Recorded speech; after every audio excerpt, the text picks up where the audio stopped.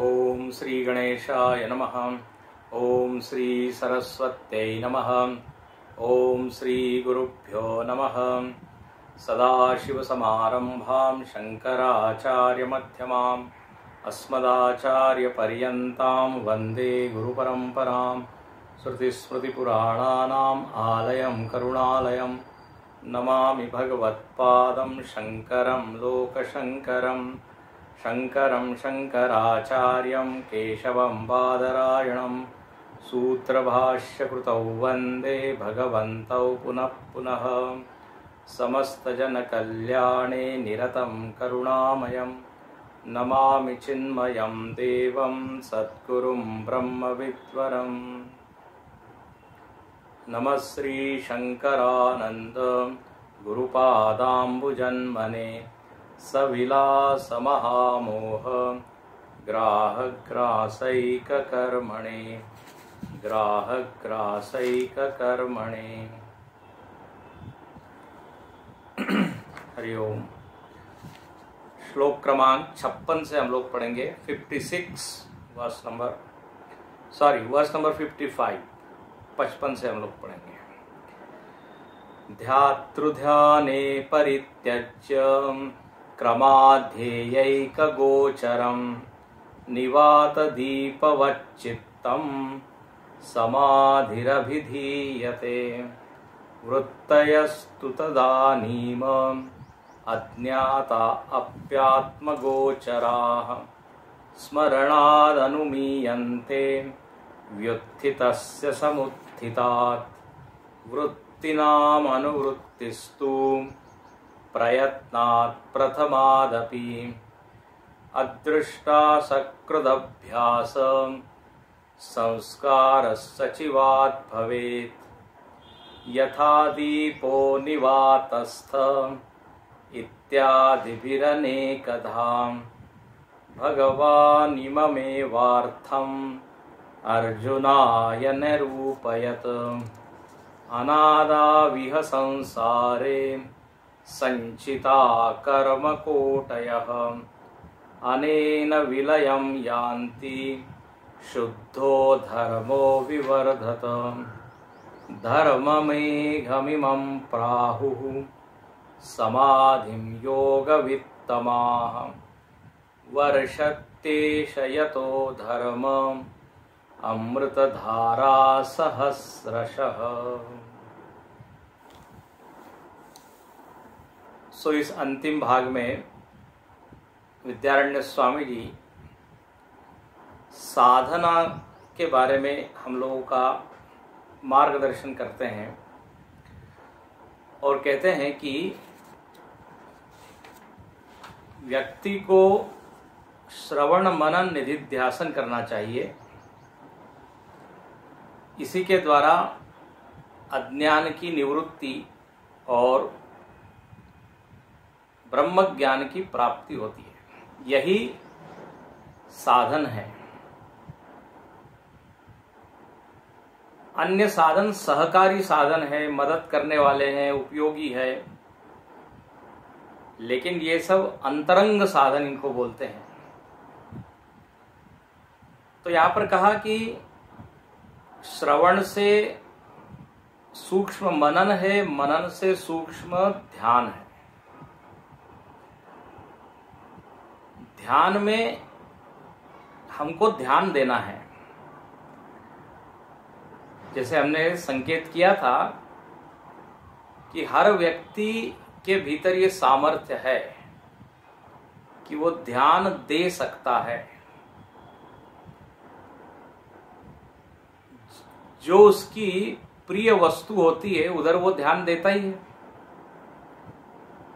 लाख कोई कहे उधर उस वस्तु की ओर मत देखो, फिर भी वो देखता ही है, क्योंकि उसमें सामर्थ्य है और प्रियता है, उसमें रुचि है। तो यदि हमारी रुचि हो तो हम उस वस्तु पर एकाग्र मन को कर सकते हैं। और केवल एकाग्र ही नहीं, उस पर भरपूर विचार कर सकते हैं। कोई रुचिकर वस्तु हो, व्यक्ति हो, परिस्थिति हो, तो बिल्कुल सजातीय वृत्ति प्रवाह बन जाता है। उसी को गीता में लिखा है भगवान ने, ध्यायतो विषयान। बोले आप यदि मेडिटेशन करें तो निश्चित ही आपका पतन होगा, ऐसा लिखा है। बुद्धि नाशात प्रणश्यति, 2 श्लोक है गीता के दूसरे अध्याय में, जो स्थित प्रज्ञ के लक्षण बताए उसमें। तो ध्यायत मतलब सजातीय वृत्ति प्रवाह बना हुआ है, किसका? विषय का। So he is meditating on sense object, तो उसका तो परिणाम होगा ही नाश। तो ध्यान रखना, केवल ध्यान से मुक्ति होगी ऐसा नहीं, ध्येय वस्तु क्या है, सबसे महत्वपूर्ण चीज तो वो है। किसके ऊपर आप ध्यान टिका रहे हो, ध्यान लगा रहे हो, किसका ध्यान कर रहे हो। सब लोग किसी न किसी का तो ध्यान करते ही है। तो ध्येय का निश्चय श्रवण और मनन से होगा, और फिर निधिध्यासन से ध्यान को बनाए रखने की जो सामर्थ्य है वो बढ़ती है। केवल 1 क्षण, 2 क्षण, 5 मिनट ध्यान देने से कोई ज्यादा उपलब्धि होती नहीं। इसलिए महर्षि पतंजलि जी का प्रसिद्ध सूत्र है सतु दीर्घ काल। 2-3 उन्होंने चीज बताई है। दीर्घ काल तक ध्यान हो, निरंतरता हो, और सत्कार सेविता, दृढ़ भूमि, ध्येय के प्रति पूरा आदर, श्रद्धा, प्रेम।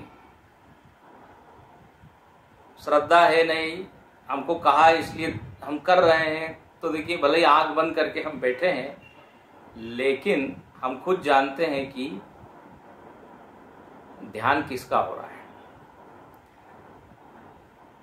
तो सत्कार सेवित ऐसा कहते हैं। जब इस तरह से ध्यानाभ्यास होगा, सजातीय वृत्ति प्रवाह मेंटेन होगी, तब वही समाधि में निधिध्यासन जो है वो ले जाता है। और 2 दिन से हम समाधि के बारे में चिंतन कर रहे हैं। एक बात यहां हम समझ ले कि समाधि मतलब कोई रहस्यमयी ऐसी अवस्था नहीं है। वेदांतवाद जो है ना, वेदांत, अद्वैत वेदांत रहस्यवाद की चर्चा ज्यादा नहीं करता। ये मिस्टिसिज्म, रहस्यवाद एक ऐसी चीज है जो आपको विचार करने से रोकती है। विचार हमारे कुंद हो जाते हैं जब रहस्य की कोई बात करता है। ठीक है, अब आप बोल रहे हैं, विश्वास करते हैं हम। रहस्य की जो बात होती है ना, उसमें आप कंफर्मेशन नहीं कर सकते। सत्यापित वो कैसे करेंगे, उसको वेरीफाई कैसे करेंगे। हमारे स्वामी जी कहते रहे, रहस्यवाद मतलब अंधेरे में जीना है, अंधेरे में सामने वाले को रखना है। सामने वाला कुछ नहीं कर सकता। रहस्य यदि खुल जाए तो फिर वो रहस्य रहा ही नहीं। वेदांत ऐसी कोई रहस्यमयी वस्तु या अवस्था की बात नहीं करता। विचार की रोशनी में जो दिखता है, चिंतन के प्रकाश में जो चीज अनुभव में आती है, उसकी ही बात करता है। और व्यक्ति को रहस्यवाद से जरा बचना ही चाहिए, क्योंकि उसमें कोई कंफर्मेशन नहीं हो सकता ना। अब मैं कहूं कि देखो मुझको यहां पे एक हाथी दिख रहा है, यदि मैं कहूं, अब कुछ लोग विश्वास नहीं करेंगे, बोले तो इसी, कुछ लोग विश्वास कर भी सकते हैं, बोले अब स्वामी जी कह रहे हैं तो ठीक है, लेकिन वो उनका सत्य नहीं होगा, वो नहीं देख पाएंगे। इसलिए वेदांत प्रमाण आधारित बात करता है। तो समाधि दशा हर कोई अनुभव कर सकता है, शर्त यह है कि उसके पीछे की जो तैयारियां हैं वो सब यदि हो तो। अब भगवत दर्शन, किसी ने पूछा भगवत दर्शन को आप मानते हैं? बिल्कुल मानते हैं, भगवान का दर्शन होता है। एक प्रक्रिया है, उस प्रक्रिया के द्वारा यदि आप साधना करो तो हो सकता है, वो कोई रहस्य नहीं रहेगा। विज्ञान की सारी चीजें हमको रहस्य लगती, कैसे हम यहां से बात कर रहे हैं और अमेरिका में लोग सुन रहे हैं, लेकिन यदि वो नियम मालूम हो तो फिर क्या है, और वो नियम जो है सब कोई प्राप्त कर सकता है, it is available for all. लेकिन जो कई लोग केवल मिस्टिसिज्म की बात करते हैं तो वो उन्हीं के लिए वो सत्य होता है। तो हम ये सब इसलिए कह रहे हैं कि समाधि, आप देखिए गीता या उपनिषद में ऐसी कोई बात नहीं, यहां पर भी कोई रहस्य की बात नहीं, खुला खुला बताया ऐसा होता है, ऐसा होता है, ऐसा होता है। आप उसको करके देख सकते हैं। केवल विश्वास और श्रद्धा की बात नहीं है, ये आप और हम अनुभव कर सकते हैं। तो यहां पर कहा कि जब व्यक्ति समाधि का को अभ्यास करता है तो उससे क्या होता है, तो कहते हैं उसका मन इतना सूक्ष्म हो जाता है, शांत हो जाता है। कल हमने देखा कि उसके संचित कर्म जो है वो विलीन होने लगते हैं, मतलब कर्मों का प्रभाव कम होने लगता है। शुद्ध धर्मो विवर्धते, शुद्ध धर्म बढ़ते जाता है। शुद्ध धर्म का अर्थ हमने देखा था कि ऐसे संस्कार जो मन को समाहित करने में सहयोग करने वाले हैं, वो संस्कार बढ़ जाते हैं। जो चित्त को विक्षिप्त करने वाले हैं, उन संस्कारों की शक्ति कम कम कम कम हो जाती है। मन में उस तरह के विचारों की मात्रा भी कम हो जाती है। इसी को कहते हैं शुद्ध धर्म बढ़ गया। कल एक शब्द दिया था हमने, आध्यात्मिक शक्ति उसकी बढ़ जाती है, मतलब ज्यादा देर वो श्रवण कर सकता है, ज्यादा देर मनन। नहीं तो लोगों की आध्यात्मिक शक्ति बहुत ही कम होती है, 5 मिनट में थक जाते हैं लोग श्रवण करने, 5 मिनट के बाद स्विच ऑफ। मनन तो 2 मिनट,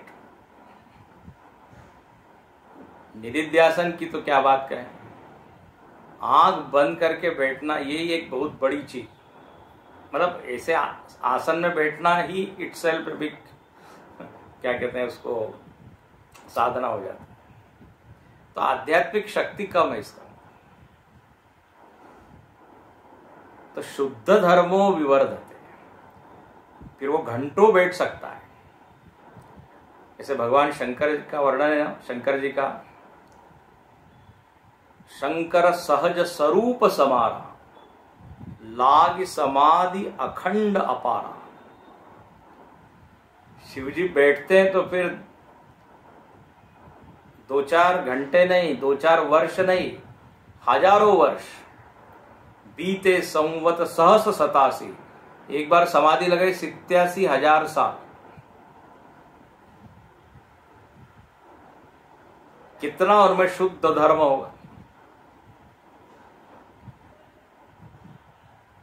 नारद जी की भी कथा आती है कि जब वो हिमालय में गए, वहां का वातावरण इतना बढ़िया था, सपोर्ट करने वाला था समाधि के। तो वहां लिखते हैं, सहज विमल मन लाग समाधि।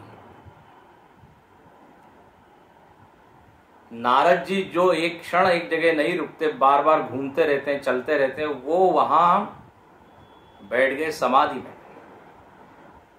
मन एकदम उनका इतने ऊंचाई पर पहुंच गया, लिखते हैं वहां सहज विमल मन, यही है शुद्ध धर्म। मन इतना विमल हो गया कि बहिर्मुखी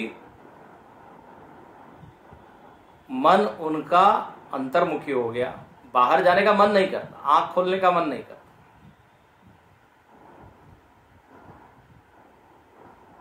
तो भजन में मतलब इस समाधि में क्या उसको रस आ गया। जो योगी है, जो साधक है, और जब ऐसी प्रगाढ़ स्थिति हो जाती है जहां पर अन्य वृत्तियों का तिरस्कार हो जाता है, और याद रखना तिरस्कार करना नहीं पड़ता, अपने आप ही वो उपेक्षित हो जाती है। जैसे कोई आपके घर आए और आप उसको देखे ही ना, उसको सत्कार न करे, तो वो अपने आप चला जाता है। इफ यू इग्नोर, तो उसको हटाने के लिए कोई प्रयत्न नहीं करना पड़ता। तो यहां पर यही स्थिति है। और जब ऐसे इस धर्म के संस्कार घनीभूत हो जाते हैं, तो उसी को यहां लिखा धर्म मेघ समाधि। जैसे वृष्टि होती है, वाष्पीकरण जल का होता है, वो धीरे धीरे धीरे धीरे घनीभूत होता है और एक बादल का रूप लेता है। ऐसे ये सारे समाधि के संस्कार, ध्यान के संस्कार चित्त में एक ऐसा वातावरण बना देते हैं कि वहां पर अमृत की सहस्र धारा बहने लगती है। ऐसा वर्णन है, धर्मामृत धारा सहस्र। मतलब आप इसको ऐसा समझिए कि अमृत विषयक वृत्तियों की धारा बह रही है। अमृत तो एक ही वस्तु है, आत्म वस्तु। तो सारे विचार उस अमृत आत्मा के ही उसके भीतर आ रहे हैं, और एक या दो या चार नहीं। जैसे हमारे भीतर हजारों वृत्तियां संसार की आती है, एकाध वृत्ति आत्म वस्तु की आती है। अपने भीतर भी बारिश होती है, धर्म मेघ नहीं, अधर्म मेघ। इसलिए फिर हम परेशान होकर उड़ जाते हैं, बोले क्या मालूम नहीं कौन कौन से विचार आ रहे हैं। लेकिन यहां क्या शब्द दिया? अमृत धारा। अमृत का देखिए शब्द, एक अमृत का एक तो अर्थ होता है कि जो मृत नहीं, मतलब आत्म विषय वृत्ति, और अमृत का अर्थ है जहां पे प्रसन्नता है, जहां आनंद है। प्रायः हम अमृत शब्द का अर्थ प्रसन्नता, खुशी, इसके अर्थ में करते हैं। कोई चीज अच्छी हो, अमृत वाणी सुनने के लिए आई है, हम ऐसा बोलते हैं। जो ब्रह्म मुहूर्त होता है सब सुबह का, उसको अमृत वेला कहते हैं। और आपको मजाक की बात है, पुणे में अमृत तुल्य चाय मिलती है, चाय भी अमृत तुल्य।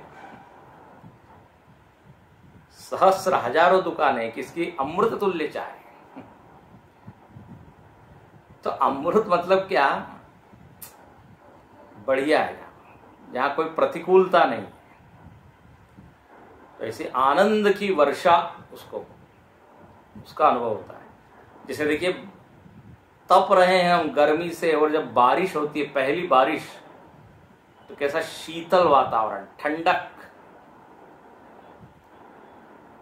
ऐसे यहां पर वो जो योगी है, योगवित्तम, जो योग को जानने वाला है, वो ऐसा अनुभव करता है। तो वर्षति ये शयतो धर्मामृतधारा सहस्र। और जब अंतःकरण पूरा इस तरह अमृत तुल्य वृत्तियों से भरा हुआ है, अमृत विचारों से भरा हुआ है, तो बोले अब ऐसी स्थिति में क्या होता है, इसका फल क्या होता है? तो देखिए 61वें और 62वें में बताया, अमुना वासना जाले निःशेषं प्रविलापते समूलोन्मूलिते पुण्यं पापाख्ये कर्म संचये वाक्यमप्रतिबद्धं सत् प्राक्परोक्षावभासिते करामलकवद्बोधम् अपरोक्षम प्रसूयते। कहते हैं अमुना, अमुना मतलब समाधिना, इस समाधि के द्वारा, यह जो धर्म मेघ समाधि है, जहां पर अखंडाकार वृत्ति बनी हुई है, ब्रह्माकार वृत्ति बनी हुई है और उसकी वर्षा हो रही है, ऐसे इसमें क्या होता है इसका परिणाम? तो बोले वासना जाले निःशेषम प्रविलापते। वासना का जो जाल है, वासना जाल, वह पूरी तरह से उसका प्रविलाप हो जाता है। प्रविलाप मतलब नष्ट हो जाता है। वासना का एक जाल भीतर जो है ना, जो व्यक्ति को बांधे हुए हैं, फंसाए हुए हैं, वो सब नष्ट भ्रष्ट हो जाता है। वासना मतलब क्या है? तो हमारे जितने भी ये संसार के संस्कार हैं, अपने से शुरुआत कीजिए। अहम, कर्ता, भोक्ता, अपने बारे में जो, अहम के बारे में जो गलत धारणाएं बिल्कुल बद्धमूल हो गई है, निकलती नहीं है। जो हमने अपने आप को एक व्यक्ति माना है, अहम माना है, और अहम जैसे ही हम मानते हैं तो मम भी उसके साथ में ही आता है। ममत्व और अहम, कई बार इसकी हमने चर्चा की हुई है। अहमता और ममता,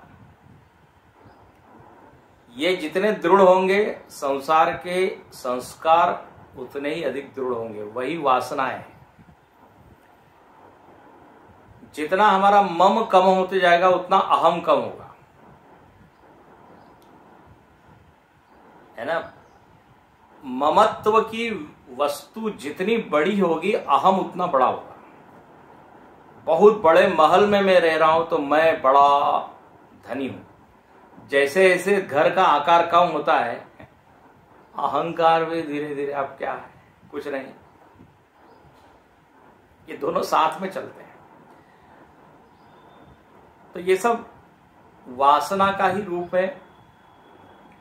बोले ये निःशेषम, पूरी तरह से इनका नाश होता है। और वासना के कारण जो पाप पुण्य हो रहे हैं वो भी क्या हो जाते हैं? नष्ट हो जाते हैं। इसलिए दूसरी पंक्ति में देखिए, समूलोन्मूलिते पुण्य पाप आख्ये कर्म संचय। जो संचित कर्म है, जिनको पाप और पुण्य कहा जाता है, पाप पुण्य आख्ये, आख्ये मतलब संज्ञा, उनके नाम। ये पाप पुण्यात्मक जितने कर्म है वो समूल उखड़ जाते हैं, क्योंकि वासनाएं जल गई, वासनाएं खत्म हो गई तो कर्म भी खत्म हो गए। लेकिन एक बात बताएं, थोड़ा सा भी बचा है यहां पे, वो क्या? तो बोले कर्म का पूरी तरह नाश तो अज्ञान के भंग होने से होता है, और अज्ञान का नाश अपरोक्ष ज्ञान से होता है। अभी आगे आने वाला है। क्रम क्रम से बता रहे हैं। तो यहां पर लिखते हैं कि ये समाधि के कारण पाप पुण्य कर्म चले गए, वासनाएं क्षीण हो गई, और बहुत सुंदर, वाक्यम अप्रतिबद्धम सत। पहले जो वाक्य, वाक्य मतलब महावाक्य, महावाक्य सुने उसने, तत्वमसी। अब उस तत्वमसी महावाक्य से क्या हुआ, ध्यान से सुनना, उसको ज्ञान हुआ। कौन सा ज्ञान हुआ? तो बोले परोक्ष ज्ञान। पहले परोक्ष हुआ और उसके बाद उसको अपरोक्ष ज्ञान होता है। ये जो समाधि है, इससे अपरोक्ष ज्ञान होता है। तो बोले ये दो कौन से ज्ञान है? तो ध्यान से सुनना। यहां पर कहते हैं कि देखिए, जब प्रतिबंध है, प्रतिबंध मतलब वासना इत्यादि सब कुछ है, संशय भी है, तो ज्ञान पूरी तरह स्पष्ट नहीं होता, उसमें एक अड़चन आ जाती है, बाधा आ जाती है। तत्वमसी महावाक्य से हमको ज्ञान तो होता है, लेकिन वो क्या है? पहले प्रतिबंध सहित होता है। मतलब पूरी तरह से मन एकदम क्लीन होना चाहिए, स्पष्ट शुद्ध होना चाहिए। वो न होने के कारण अपरोक्ष ज्ञान नहीं होता। लेकिन यहां पर क्या लिखते हैं कि जब अपरोक्ष ज्ञान होता है तो प्रतिबंध हट जाता है, या उल्टा कीजिए, प्रतिबंध हटने पर अपरोक्ष ज्ञान होता है। और अपरोक्ष ज्ञान में क्या होता है तो करामलकवत बोधम अपरोक्षम प्रसूयते। जैसे हाथ पर आंवला, कर आमलक, हाथ पे यदि आंवला रखा जाए तो कितना स्पष्ट दिखता है, उतना ही स्पष्ट उसका बोध होता है जब उसको अपरोक्ष ज्ञान होता है। तो ज्ञान की भी दो स्थितियां हैं, परोक्ष ज्ञान और अपरोक्ष ज्ञान। पहले परोक्ष ज्ञान होगा, परोक्ष ज्ञान से ऑफ कोर्स बहुत लाभ होगा, कर्म क्षीण हो जाएंगे, वासनाएं भी क्षीण हो जाएगी, लेकिन पूरी तरह से उसको स्पष्ट ज्ञान अभी नहीं हुआ है। उसको कहते हैं अपरोक्ष ज्ञान। वो कैसे होगा और अपरोक्ष ज्ञान का अर्थ क्या? तो यहां पर लिखते हैं कि अगले श्लोक में 63वें और 64वें में परोक्ष ज्ञान और अपरोक्ष ज्ञान की बात। देखिए, रामायण में भी आता है कि सन्मुख, जब जीव जो है भगवान के सन्मुख होता है तो वहां वो लिखते हैं जन्म कोटि अघ नास ही तब ही। ध्यान से सुनना, जब वो भगवान के सन्मुख है तो उसके कर्म कट जाते हैं। जन्म कोटि अघ, जैसे यहां पर भी लिखा है ना, पाप पुण्य इत्यादि का, जस्ट सन्मुख होने से, भगवान की ओर उन्मुख होने से, ये हो गया परोक्ष ज्ञान। और जब उसका भगवान से मानो कि भेंट होती है उसकी, जानत तुम ही हो जाए, वो अपरोक्ष ज्ञान हो गया।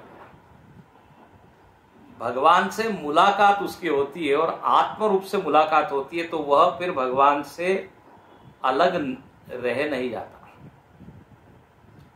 ज्ञान की भाषा में उसको क्या बोलेंगे? अपरोक्ष ज्ञान। और अपरोक्ष ज्ञान होने पर, भगवत दर्शन होने पर फिर तो मुक्त ही हो गया। यहां पर भी स्टेजेस है।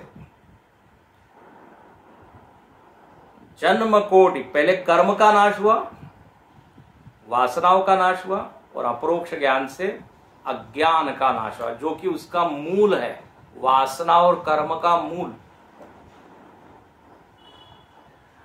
तो बोले अब ये जरा बता दीजिए कि परोक्ष ज्ञान मतलब क्या और अपरोक्ष ज्ञान मतलब क्या। तो देखिए, परोक्षम ब्रह्म विज्ञानम शाब्दम देशिक पूर्वकम बुद्धिपूर्वकृतम पापम कृष्णम दहति वह्निवत। ये परोक्ष ज्ञान के बारे में बताते हैं। बोले देशिक पूर्वकम, देशिक का मतलब होता है गुरु। भवशंकर देशिक में शरणम, एक स्तोत्र है उसको, तो टोटकाचार्य जी ने लिखा। भवशंकर देशिक, देशिक मतलब गुरु, जो दिशा निर्देशन करे, जो व्यक्ति को डायरेक्ट करे उस तत्व की ओर। तो कहते हैं वह जो गुरु है वह क्या करता है? शाब्दम। देखिए इतना बढ़िया यहाँ शब्दों का चुनाव करके लिखा है, क्योंकि वेदांत में शब्द जो है ना प्रमाण है, शब्द की बड़ी कीमत है। चाहे जैसे शब्द नहीं वो उपयोग करते, वाणी, देखिए अपना जो व्यवहार होता है उसमें वाणी की बहुत बड़ी भूमिका है। 90%, 99% अपना व्यवहार वाणी से ही होता है। बाकी सारी चेष्टाएं वाणी का अनुगमन करती है। तो वाणी को बड़ा संभालना चाहिए। तोलना चाहिए। और जो वेदांती होता है उसका तो शब्दों के ऊपर बहुत ध्यान रहता है, क्योंकि शब्द प्रमाण है। शब्द के द्वारा ही प्रमा की उत्पत्ति होती है, ज्ञान की उत्पत्ति होती है। इसलिए हमको हमेशा श्लोक के शब्दों के ऊपर ध्यान देना चाहिए। कई बार लोग क्या है, सीधा अनुवाद ही पढ़ लेते हैं, शब्द को देखना चाहिए। और वेदांती चुन चुन के शब्दों को रखेगा। कोई क्या कहते हैं, निरर्थक शब्दों का उपयोग नहीं करता। शब्द बहुत कीमती है, शब्द प्रमाण है। तो यहां पर कितना अच्छा लिखते हैं कि जो गुरु है, गुरु के शब्द उसने सुने, और शब्द का अर्थ है महावाक्य, तत्वमसि महावाक्य। और उस महावाक्य को सुनकर क्या हुआ, परोक्षम ब्रह्म विज्ञानम, उसको ब्रह्म का विज्ञान हुआ। और यह विज्ञान का अर्थ है निश्चय। ब्रह्म के बारे में उसका एक निश्चय पक्का हुआ,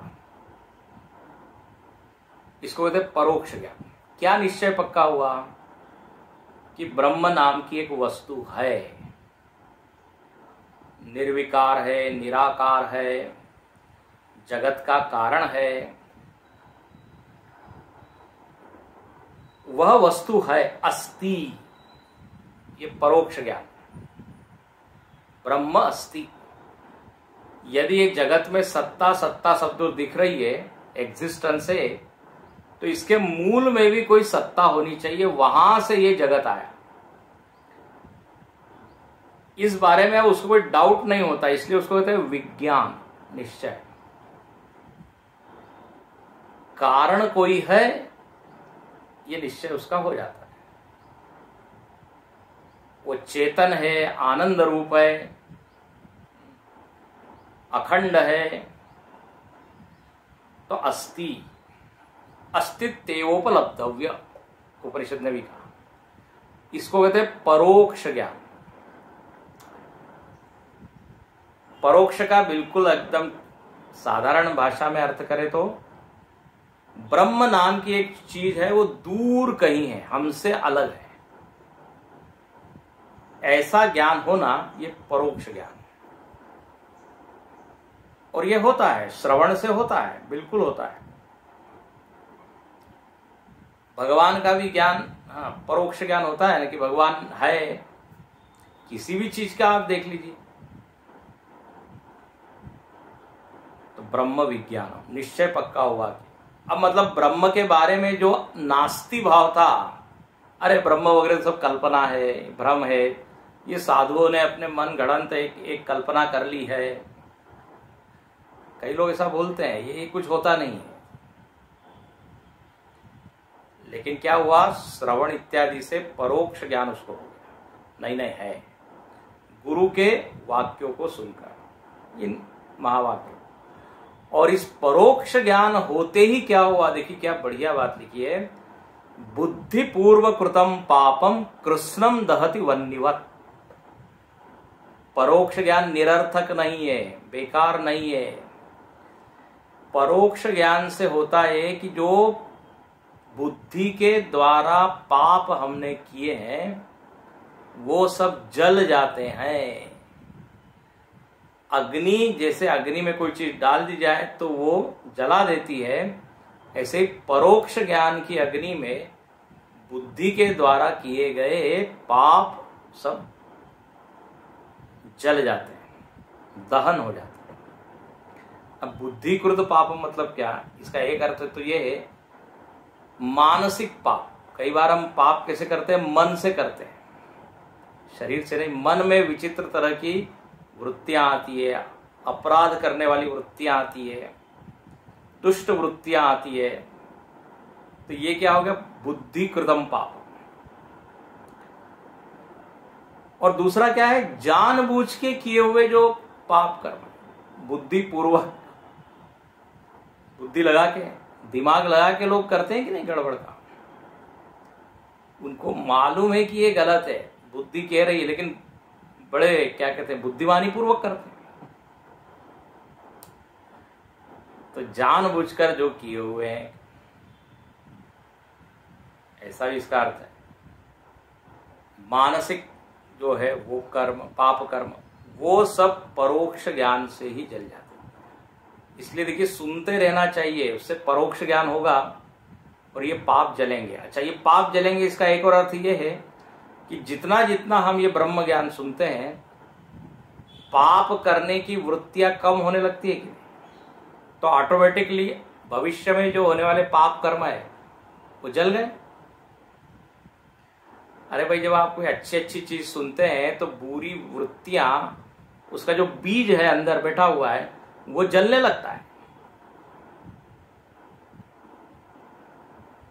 सकारात्मकता इतनी हावी हो जाती है नकारात्मकता पर, इसलिए कहते हैं ना ये सत्संग इत्यादि में पाप जो है जलने लगते हैं। इसलिए पाप क्या करते हैं, अवरोध बनते हैं। ये नींद के रूप में पाप आते हैं। पाप अपने क्या कहते हैं, सेविका को भेजता है, नींद को, क्योंकि जैसे व्यक्ति सो जाएगा पाप सुरक्षित हो जाएगा। तो यहां बड़ा अच्छा लिखा कि परोक्ष ज्ञान से हो जाएगा। मतलब अस्थि बुद्धि भी यदि हमने रखी कि हाँ ऐसी कोई एक चीज है, और उसका यदि निश्चय हमारा हो जाए, ब्रह्म विज्ञान ब्रह्म है, ये परोक्ष ज्ञान है। अच्छा, परोक्ष ज्ञान से ही क्या निकलता है, तो बोले अपरोक्ष ज्ञान। अच्छा, अपरोक्ष ज्ञान मतलब क्या? अपरोक्षात्म विज्ञानम शाब्दम देशिक पूर्वकम संसार कारणाज्ञान तमसश्चंड भास्कर। कहते हैं अपरोक्ष ज्ञान भी कैसे होगा, फिर कहते हैं देशिक पूर्वकम शाब्दम। देखिए, ये दोनों कॉमन है, आप ध्यान से देखिए शब्दों को।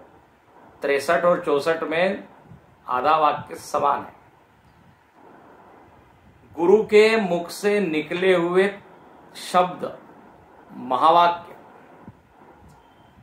उसी से क्या होगा, अपरोक्ष ज्ञान भी होगा। और यहां अपरोक्ष ज्ञान बताने के लिए एक शब्द बहुत ही बढ़िया डाला, आत्मविज्ञानम। ध्यान से सुनना, जरा बारीकी से देखना। 63वें में लिखा है ब्रह्म विज्ञान और 64वें में लिखा है आत्मविज्ञानम। इसका अभिप्राय यह है कि जिस ब्रह्म की कल्पना वो कर रहा था, या जिस ब्रह्म के बारे में उसको ज्ञान हुआ था कि एक ब्रह्म नाम की वस्तु है जो जगत का कारण है, जगत का अधिष्ठान है, जगत में व्याप्त है, वह ब्रह्म वस्तु मैं हूं।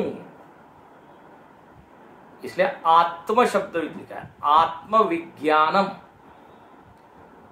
उसका ये निश्चय होता है कि वह ब्रह्म कहीं दूर बैठा हुआ नहीं है, आत्मा एवं ब्रह्म।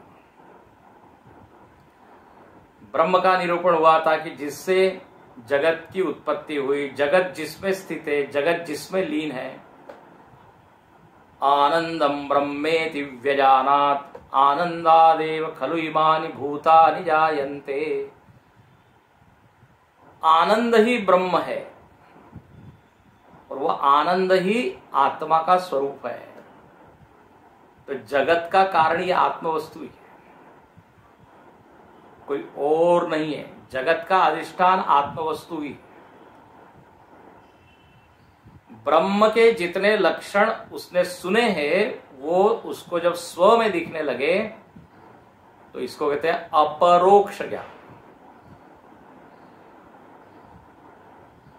अपरोक्ष ज्ञान के ऊपर एक कहानी भी बताते हैं वेदांती लोग। इस पंचदशी के तृप्ति दीप प्रकरण में भी आती है, और वो कथा सबको मालूम है जिन लोगों ने वेदांत के ग्रंथ सुने। 10 मूर्खों की कहानी। 10 शिष्य थे, उनको कहीं बुलाया गया भिक्षा के लिए। तो गुरुजी ने कहा तुम जाओ, मैं आता हूं। और वो 10 शिष्य चले हैं। बीच में क्या हुई, नदी आई। सब लोगों ने नदी को पार किया, तैर के पार किया और सोचा एक बार फिर हम सब लोग क्या करें, गिन लेते हैं सब लोग आ गए कि। और जब एक शिष्य ने गिनना शुरू किया, 1 2 3 4 5 6 7 8 9, अरे 9 ही है, हमारा एक साथी क्या हो गया, मर गया। वो रोने लगा। दूसरे शिष्य ने कहा मैं देखता हूं, मैं गिनता हूं। दूसरे शिष्य ने भी जब गिना, फिर वही 9, अरे सही कह रहे हो तुम, 10वां गया। अब इस तरह सब लोग रोने लगे और सबके भीतर भाव क्या है, एक 10वां है वो मर गया है। ठीक है ना। अब जब ऐसे सब रो रहे थे तो वहां गुरुजी आए। गुरुजी ने देखा है रो रहे हैं, बोले क्या हो गया, क्या हो गया। बोले गुरुजी एक शिष्य कम हो गया। गुरुजी ने देखा तो बोले समझ में आ गई बात, 10 तो है, कुछ तो भी गड़बड़। तो गुरुजी ने एक वाक्य बोला, ध्यान से सुनना, कि 10वां है। दशम, जो दशम पुरुष है, अस्थि, मरा नहीं है। ध्यान से सुनना, बड़ी इफेक्टिव ये कथा है, बहुत ही सुंदर कथा। 10वां शिष्य है, जैसे ये बोला सब लोगों को परोक्ष ज्ञान हो गया। बोले अच्छा है, गुड है। अच्छा, अब वो सारे शिष्यों को लाइन में खड़ा करके वो गुरुजी ने एक लकड़ी ली छोटी सी और सबके सिर पे मारा। 1 2 3 4 5 6 7 8 9 और 10। जैसे ही वो 10वां उन्होंने आंकड़ा संख्या बोली, सब लोगों को यह ज्ञान हुआ कि वो 10वां कौन है, वो मैं ही हूं। जिस 10वें की कल्पना कर रहे थे कि कोई 10वां हाँ है, मरा नहीं है, जब गिनती हुई तो क्या मालूम पड़ा, गुरुजी ने उनको क्या समझाया कि अरे बाबा 10वें तुम ही हो। तो जैसे ही उनको ये ज्ञान हुआ 10वें का, ये हुआ अपरोक्ष ज्ञान। अर्थ क्या हुआ कि वो 10वां कहीं दूर नहीं, हमसे अलग नहीं, मैं ही हूं। ऐसे ही वह ब्रह्म न तो परोक्ष है न तो प्रत्यक्ष है। प्रत्यक्ष मतलब सामने, परोक्ष मतलब दूर। वो ये आत्म वस्तु ही है। इस तरह का, जब इस तरह की प्रमा बन गई और केवल बनी नहीं, वो टिकी रही, तो इसको कहते हैं अपरोक्ष ज्ञान। और ये गुरु के मुख से श्रवण करने पर ये होगा। इसलिए लिखते हैं देशिक पूर्वकम शाब्दम। और जब अपरोक्ष ज्ञान उसको होता है तो क्या हुआ, संसार कारण अज्ञान तमस चंडवास का आत्मज्ञान एक प्रचंड सूर्य के समान है, यह अपरोक्ष ज्ञान। और इसमें क्या हुआ, ये वासना और कर्म का जो मूल है अज्ञान, बोले वो तो भस्मीभूत, खत्म हो गया। ज्ञानाग्निदग्ध कर्माणम कहते हैं। अपरोक्ष ज्ञान में सारा जो गलत समझ अपने बारे में थी, वो मूल सहित खत्म हो गई। मतलब अब वापस अपने आप को व्यक्ति नहीं मानेगा, जीव नहीं मानेगा। ये हुआ अपरोक्ष ज्ञान। और जब ये बात हो गई तो बोले तब वो क्या होता है, अगले अंतिम श्लोक में लिखते हैं, वह परम पद को प्राप्त कर लेता है। इसलिए देखिए अगले श्लोक में, इत्थम तत्व विवेकम विधाय विधिवन मनस समाधाय विगलित संश्रुतिबंध प्राप्नोति परम पदम नरो न चिरात्। कहते हैं इत्थम, इस प्रकार से तत्व का उसको ज्ञान हुआ, विवेक हुआ, तत्व का उसने निश्चय किया श्रवण मनन इत्यादि के द्वारा, इन साधनों के द्वारा। विधिवत, जो विधि बताई है इसमें, जो क्रम बताया है, और फिर मनस समाधाय, मन को उसमें समाहित किया। जो ज्ञान उसने सुना, जो अर्थ जो बताया, लक्ष्यार्थ, वाच्यार्थ, पंचकोश से अतीत आत्म वस्तु, अन्वय व्यतिरेक, ये सब विधि, उसको ढंग से उसने समझा, विधाय, और फिर उसमें मन को समाहित किया, मन को एकाग्र किया, और जब उसमें उसका निश्चय पक्का हो गया, उसने समाधि की। समाधाय मतलब समाहित होना, और समाहित मतलब समाधि। तब क्या हुआ? विगलित संस्कृति बंध। अभी हमने देखा अज्ञान उसका पूरी तरह नष्ट हो गया, तो अज्ञान जन्य बंध, संसार का जो बंध है, विगलित, गल गया।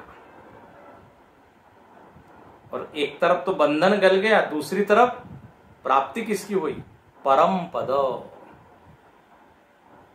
गीता में जैसे आता है तत्पदम परिमार्गितव्यम,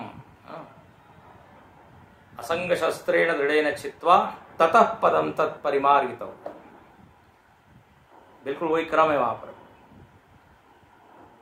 उस पद का परिमार्गण करे, तो इसने भी परिमार्गण किया और उस पद की प्राप्ति। और यहां एक शब्द डाल दिया उन्होंने, न चिरात, नरो न चिरात। वो जो नर है, जो नर मतलब साधक है, न चिरात, बहुत जल्दी ही इसको प्राप्त कर लेता है परम पद। और यहां जानबूझ के शब्द डाला है नर। नर मतलब मनुष्य, मतलब क्या? मनुष्य ही कर सकता है। एक उड़िया बाबा जी महाराज थे, उनसे किसी ने पूछा कि ये जो सब कुछ बताया ये क्या मनुष्य के लिए है क्या? उन्होंने क्या, नहीं तो क्या ये क्या कुत्ते बिल्ली और जानवरों के लिए है क्या? नर, नर शब्द बार बार आता है, तो नरो न चिरात। इस तरह यहां पर फलश्रुति बता दी। तो समाधि की, समाधि से अपरोक्ष ज्ञान उसको हुआ। समाधि कैसे की उसने? क्योंकि पहले मनन श्रवण किया, क्रम है इसमें। इस तरह यहां पर यह अध्याय पूरा होता है। यदि आप पीछे चले तो शुरुआत हुई थी संवित से। एक चैतन्य है, उसको आप चेतन कहिए, आत्मा कहिए, जीवन कहिए, अहम कहिए, जो शब्द देना दीजिए, वो अखंड है, नित्य है, उसकी सिद्धि उन्होंने की पहले। और फिर कहा वही संवित आनंद रूप है, क्योंकि हम अपने आप से प्रेम करते हैं। जो चीज सुखद होती है वही प्रेमास्पद होती है। तो हम अपने आप से प्रेम करते हैं, मतलब ये संवित आनंद रूप है। फिर वहां पे कहा कि यदि आनंद रूप है तो हम विषयों से प्रेम क्यों करते हैं? अपने आप से ही प्रेम करते रहना चाहिए। भानेन विषय स्पृहा आया था वहां पे। हमको अपना यदि भान हो तो हम अपना ही आनंद हमेशा लेते रहेंगे, लेकिन हम विषयों का आनंद भी लेते हैं, इसका मतलब अभान है। तो वहां पर आया था भान और अभान दोनों है, और उसका कारण है प्रतिबंध। वहां पे उदाहरण दिया था कि वेद पाठ कर रहे सारे ब्रह्मचारी, तो वो पिताजी को उनके लड़के का आवाज आ भी रहा है, नहीं भी आ रहा है, प्रतिबंध के कारण। तो अपने भीतर भी अविद्या नाम का एक प्रतिबंध बैठा है, उस कारण से हमको स्पष्ट ज्ञान होता नहीं। तो अविद्या का वर्णन उन्होंने किया। फिर अविद्या और माया, प्रकृति के दो रूप है, उसका वर्णन किया। और उससे फिर कैसी सृष्टि बनी उसका वर्णन यहां आया। आपको केवल याद करा रहा हूं। समष्टि और व्यष्टि कैसे उस प्रकृति या अविद्या के कारण वो ब्रह्म जो है वो तो विस्मृत हो गया और संसार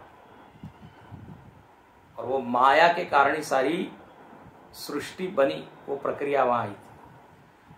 और सब कुछ बनाने के बाद फिर वहां बताया था कि हम लोग इस सृष्टि में जीव बनकर स्थित है और कई बार ये जीव हम बने हैं, कई बार शरीर हमने लिया है। जब कोई हमारे पुण्यों का उदय होता है तब कोई एक कृपालु गुरु हमारे जीवन में आता है, वो हमका हमारा उद्धार करता है। कैसे करता है? पंचकोश का विवेक करा के। पंचकोश की बात है, पंचकोश का विवेक कराया अन्वय व्यतिरेक के द्वारा। पंचकोश से अलग आत्म वस्तु है ये बताया और इस आत्म वस्तु में ही ब्रह्म के लक्षण सब घटते हैं। श्रुति उसका समर्थन करती है। पहले युक्ति से सिद्ध होता है आत्मा ही ब्रह्म है, फिर श्रुति तत्वमसि महावाक्य से, फिर तत्वमसि महावाक्य कैसे एकत्व का निर्देशन करते हैं ये यहां वर्णन है। और फिर इस एकत्व को यदि पचाना है तो फिर साधना क्या है वो यहां पे बताया, मनन निधिध्यासन इत्यादि। और फिर वही और अधिक सूक्ष्म होती जाती है साधना, तो समाधि में वो परिणित होती है। और फिर परोक्ष ज्ञान और अपरोक्ष ज्ञान, ये ज्ञान की दो सीढ़ियां हैं। अपरोक्ष ज्ञान होने पर अज्ञान का समूल नाश और संसार से मुक्ति।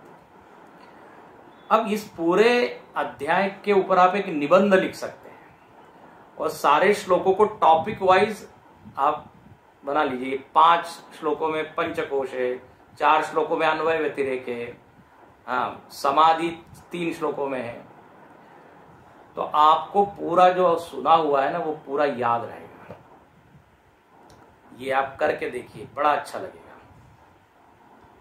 आप खुद ही चेक कीजिए, मतलब इसको किसी भेजने की जरूरत नहीं है। तो क्या हमने सुना और कितना ग्रहण किया ये हमको समझ में आएगा। ठीक है, तो आज हम यहाँ रुकते हैं। 5 मिनट ज्यादा हो गया है।